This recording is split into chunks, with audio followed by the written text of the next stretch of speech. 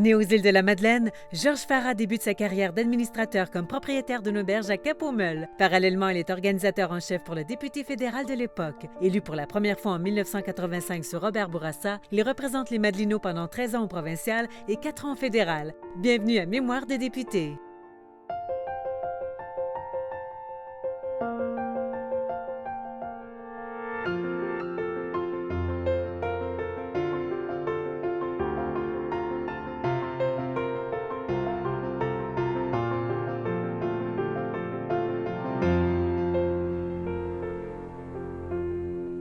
Bonjour, M. Farah. Bonjour. Bienvenue aux Mémoires de député. Merci. En 1998, vous sollicitez un 4e mandat. Et on dit qu'au début de la campagne, vous avez confiance d'être élu, mais au fur et à mesure que la campagne avançait, qu'est-ce qui est arrivé? En fait, c'est un concours de circonstances aussi, mais vous savez, les îles, je l'ai dit, est un comté éloigné, donc toujours, comment dirais-je, prioriser le plus possible d'avoir un député au pouvoir. Et moi, j'avais quand même été élu dans l'opposition en 1994, oui. Donc dans ce contexte-là, c'était une belle marque de reconnaissance pour le travail accompli. Puis, et quand plus ça avançait, puis on voyait un peu la tendance au niveau des sondages et tout. Donc là, je commençais à sentir un peu un glissement.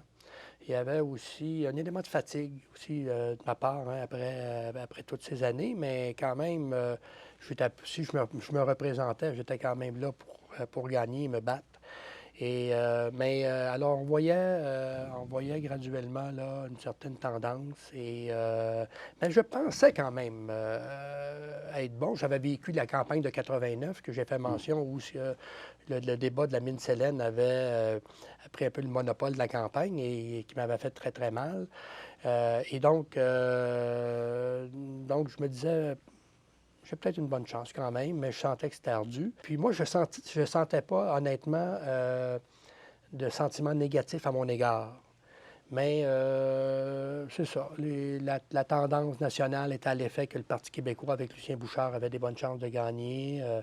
Les sondages étaient en leur faveur et tout. Et donc, à un moment donné, le verdict arrive. Mais évidemment, les gens qui sont pour toi, qui travaillent par conviction, dévoués, dédiés, très militants, là, même, des fois, des discussions assez robustes avec d'autres commettants d'autres partis. Alors là, on voit vraiment que ça, c'est vraiment difficile.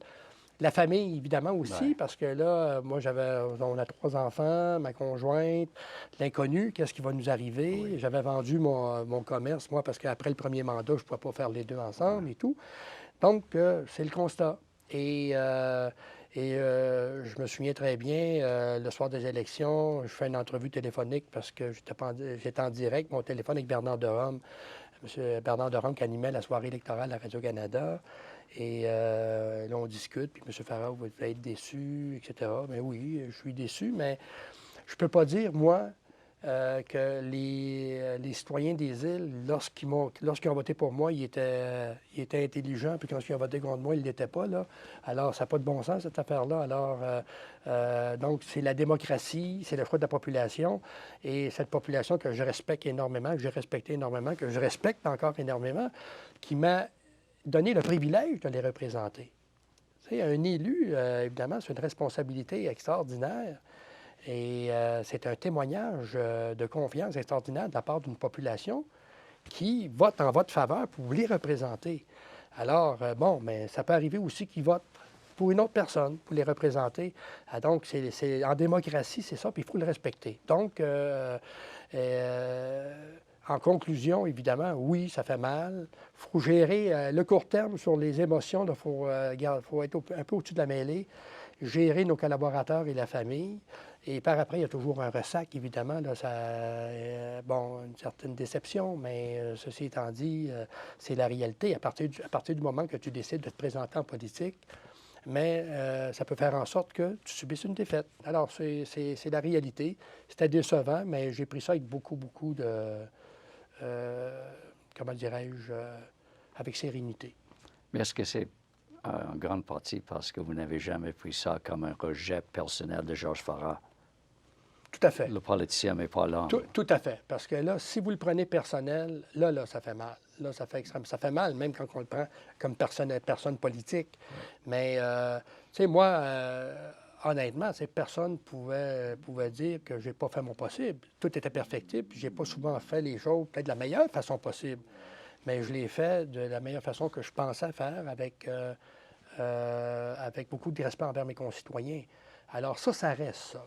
Alors, le pire qui peut arriver pour un politicien ou politicienne, c'est qu'après un résultat, puis que vous perdez, puis là, que les gens disent, bien, bon débarras. Ouais. Puis ça arrive très rarement, parce Absolument. que les gens qui se présentent sont très dévoués, très dédiés. Ouais. Et regardez, moi, dans ma carrière politique, j'en ai vu là, des collègues, là, puis on est tous à la même longueur d'onde, là, dans la mesure où ce que je peux vous dire que la très, très grande majorité des cas sont là pour le service. Et donc, ça, quand c'est respecté, bien, tu dis, bon, bien, c'est désolant, c'est sûr, une défaite, c'est jamais apprécié, mais dans le fond, quand tu perçois que ces gens-là sont quand même reconnaissants du travail qui a été effectué, mais ça met un baume sur la plaie un peu, là. Ouais. Tout à fait. Mais à l'automne 2000, vous êtes de retour comme candidat aux élections fédérales pour le comté est plus grand que les îles, le nom du comté. Hein? Bonaventure, Gaspé, les îles de Madeleine et Paboc. Était-ce difficile pour vous, comme nationaliste québécois, de devenir le porte-étendard de Jean Chrétien? Ça fait l'objet de beaucoup de réflexions. Beaucoup de réflexions parce que avec l'historique qu'on avait vécu dans le temps de Meach, Oui. Le référendum de 95 et tout, ça fait que là, tu poses des questions, tu te dis, bien là, en termes de crédibilité, ne serait-ce que sa perception. Qu'est-ce qu'on dirait de moi? Qu'est-ce qu'on dirait de moi? Ouais. Alors, parce qu'en fait, moi, je n'avais pas l'intention de me présenter au palier fédéral à l'élection de 2000. Alors, donc, après ma défaite de 98, j'ai fait quelques mandats, mais je n'étais pas encore, sur le plan professionnel, je n'étais pas encore stabilisé. Alors, j'avais des gens qui venaient me voir et qui me disaient, « Oh, ben regarde, il y a une belle opportunité, l'élection fédérale de 2000, tu devrais te présenter et tout. » Alors, moi, je leur disais, « Écoutez, j'ai pas ça dans mon plan de carrière et dans mon plan de match. Il y a les raisons également aussi du passé de nos relations avec les libéraux fédéraux, notamment avec M. Chrétien, etc. Alors, bon. Mais là, la pression continuait quand même. Alors, ça pour dire qu'en fin de compte, je leur ai dit, bon, écoutez, je n'ai pas de décision qui est prise, mais la première étape, il va y avoir une investiture pour choisir le candidat libéral fédéral dans Gaspésie, les îles. Donc, si on veut gagner une investiture, on sait comment ça fonctionne, il faut vendre des cartes de membres. Donc, moi, je ne prends pas d'engagement que je vais y aller, mais si vous avez un intérêt à mon égard, vendez des cartes. Et bon, bien, à partir du moment que vous enclenchez un processus de vente de cartes, bien, moi, je vais continuer à réfléchir. Puis si je veux y aller, même si c'est à la dernière minute, au moins, on aura un bassin de voteurs potentiels à l'investiture pour moi. Alors, donc, ça continue. Ils se mettent à vendre des cartes. À ma grande surprise, ça va relativement bien. Alors, donc, le fruit de tout ça m'a amené à conclure qu'au niveau de la perception, je pense que ça peut se défendre.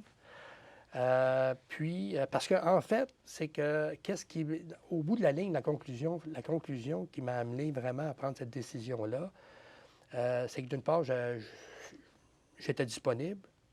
D'autre part, mes chances d'être élu candidat étaient bonnes compte tenu du nombre de cartes qui étaient vendues. Mais ça, c'est accessoire. Mais surtout, que je me suis toujours dit, nous, évidemment, les Québécois, sur le plan fédéral, quand on est fédéraliste, on doit prendre notre place. Puis, s'il faut porter des messages, que le fait que les revendications du Québec soient davantage prises en compte au fédéral, on ne peut pas laisser le soin à des collègues des autres provinces de le faire, il faut le faire nous-mêmes. Et donc, en conclusion, c'est ça qui, ultimement, m'a amené à décider de me porter candidat. Mais là, après ça, quand ça s'est pris, là, j'ai dit, moi, j'ai une autre chose à régler parce que là, il faut quand même que je rencontre M. Chrétien. Ouais. Avant de prendre ma décision finale, c'était la dernière étape. Donc, je demande une rencontre avec M. Chrétien. Alors, on se rencontre à Ottawa, à son bureau, au Parlement. Et puis là, on se souvenait là, du 24 Sussex. Moi, je me souvenais des débats que nous avons eus dans le temps de Meach, où nos prises de position étaient assez serrées à l'opposé de la sienne, etc. Alors, je rencontre Jean Chrétien, puis bon, j'ai dit, écoutez, peut-être vous allez être surpris, là, mais bien, il savait de toute façon d'avance pourquoi je le rencontrais, mais je suis prêt à me porter candidat pour votre parti dans la circonscription de Gaspésie-les-Îles. Là. Ça fait que, mais j'ai dit, évidemment, j'ai dit, on a des choses à régler parce que durant la campagne, moi, si on me met un micro sous le nez, puis qu'on me dit qu'est-ce que vous pensez de Meach ou êtes-vous d'accord avec ce que vous avez dit de Meach, moi, je ne peux pas nier mes convictions, puis je ne peux pas nier que j'ai dit ça. Parce que d'une part, j'y crois profondément, puis deuxièmement, ils vont sortir le ruban, puis ils vont sortir ma déclaration. Ça fait que... Et d'autres choses qu'on a pu avoir qui fait en sorte qui peut antagoniser notre relation. Alors, je lui ai dit, j'ai dit, regardez, moi, si vous êtes capable de vivre avec ça, moi, je ne pourrai jamais nier ce que j'ai dit. J'y crois encore. Vous ne pouvez pas nier ce que vous avez dit aussi. Bien, évidemment, pour lui, c'est peut-être moins problématique. Il y a un autre niveau comme chef de parti au national. Mais... Alors, ceci étant dit, mais par contre, j'ai dit, vous pouvez être sûr d'une chose, puis vous pouvez valider avec les chefs que j'ai eus. Moi, la qualité première d'un candidat, d'un député, c'est la loyauté à son chef. Alors, j'ai dit, nonobstant les relations qu'on a pu avoir dans le passé, vous pouvez compter quand même sur ma loyauté, en tout temps. Quand ça ne va pas mon affaire, je partirai. Et donc,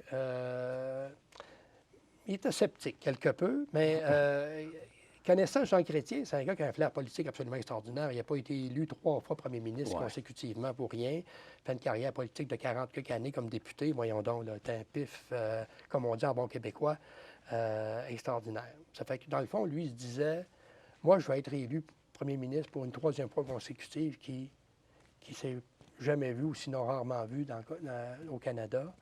Donc, dans le fond, lui, il y a peut-être des chances de gagner. Ça va être un comté additionnel pour moi pour que je sois premier ministre.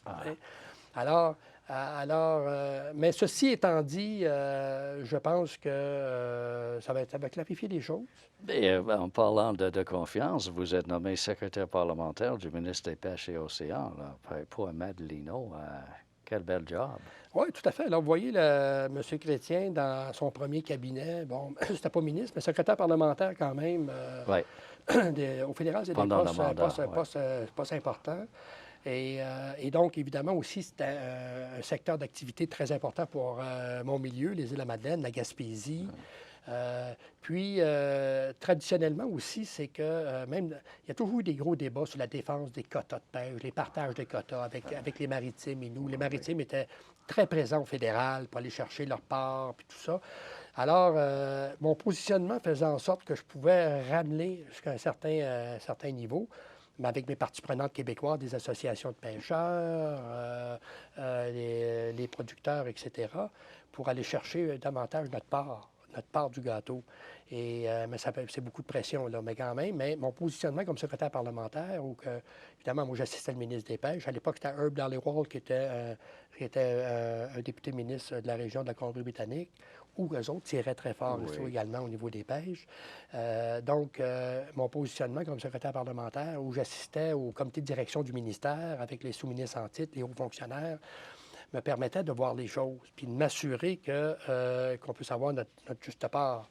Et donc, ça a été une expérience, une très, très bonne expérience pour moi. Et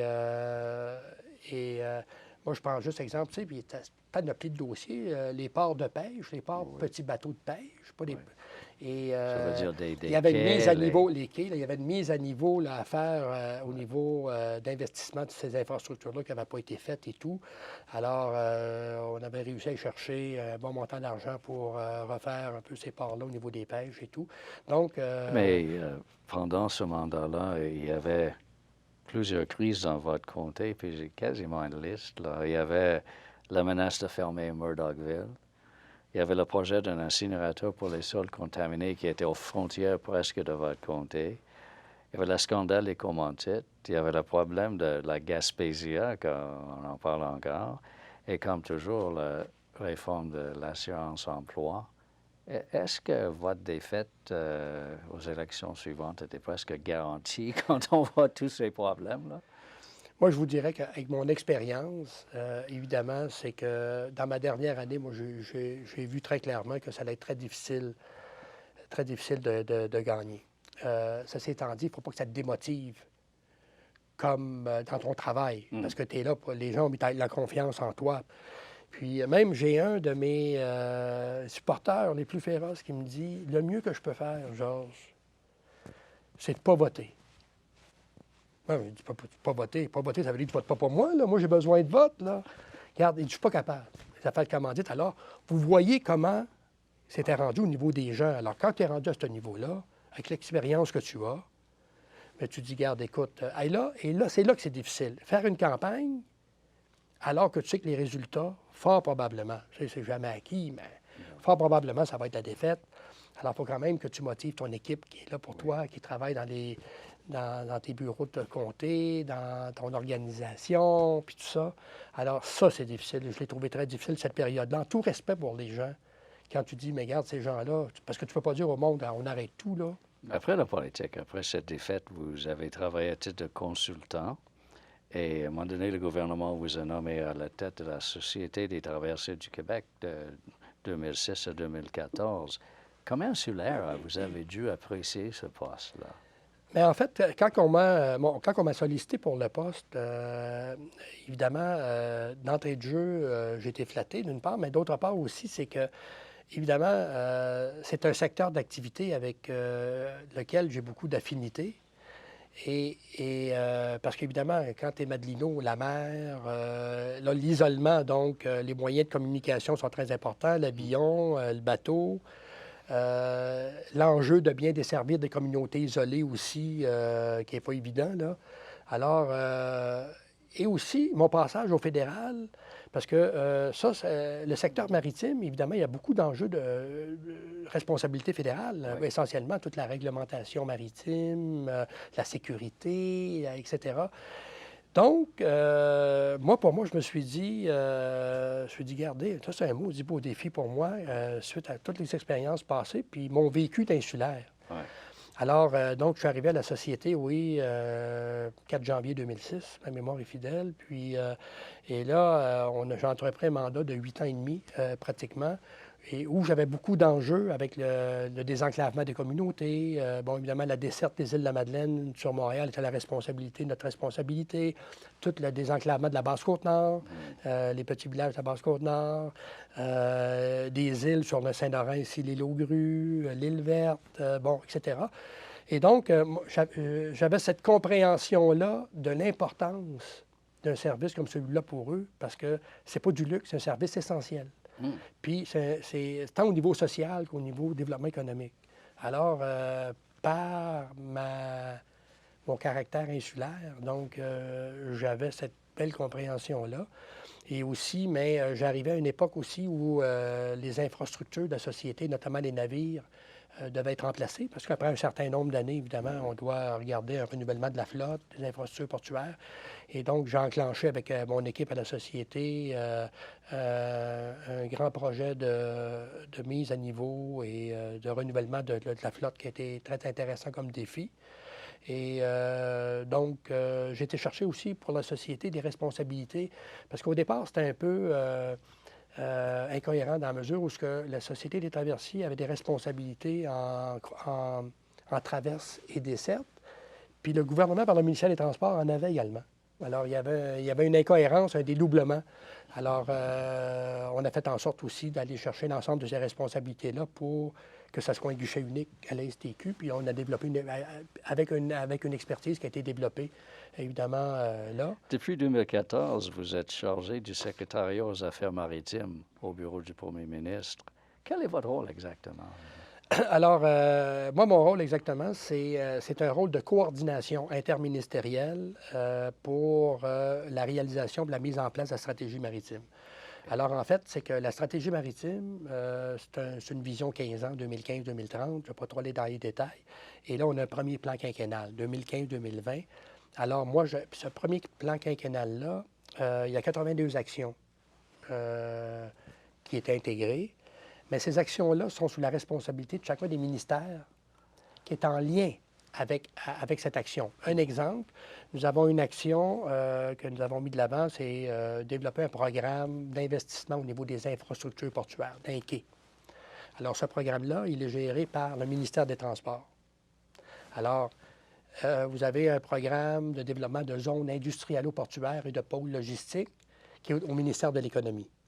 Alors, moi, je m'assure, dans mon rôle, que les 82 actions, qu'on les coordonne, parce que souvent, une action est sous la responsabilité d'un porteur, mais avec des porteurs secondaires. L'environnement peut embarquer, les affaires municipales peuvent embarquer. Alors, moi, j'ai un rôle essentiellement transversal de s'assurer que les actions, que le déploiement de la stratégie va bien. Et donc, je m'assure du suivi avec mon équipe de ces actions-là. Êtes-vous tenté, des journées quand vous vous levez, à penser à retourner en politique active? Jamais. Non. Je suis...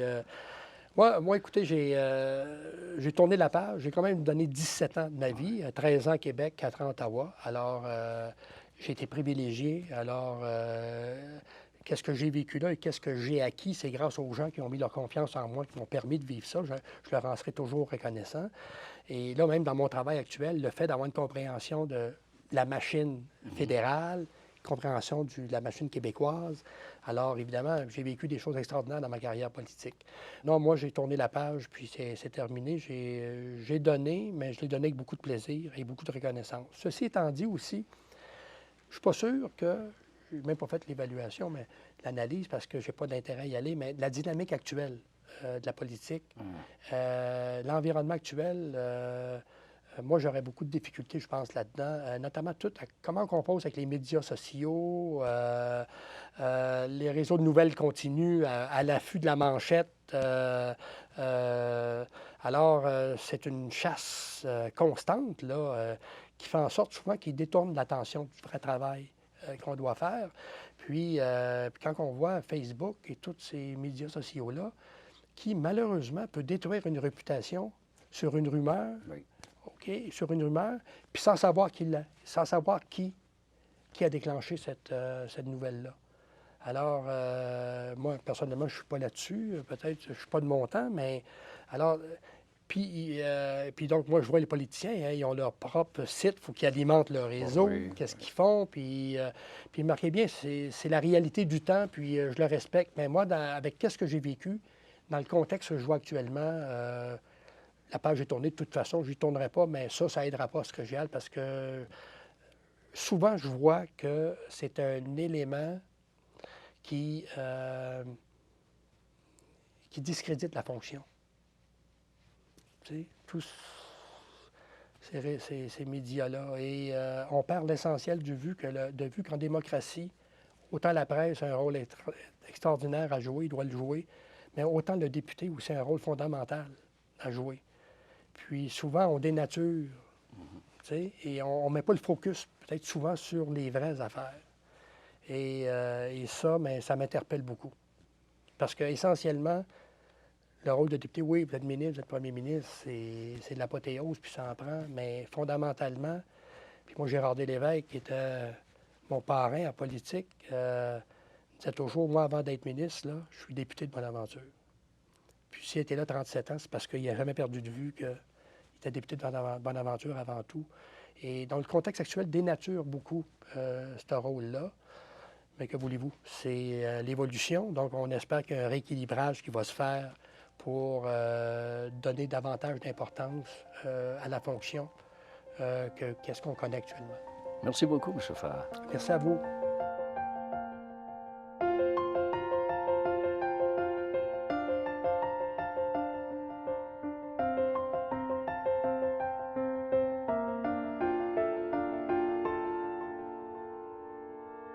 Thank you.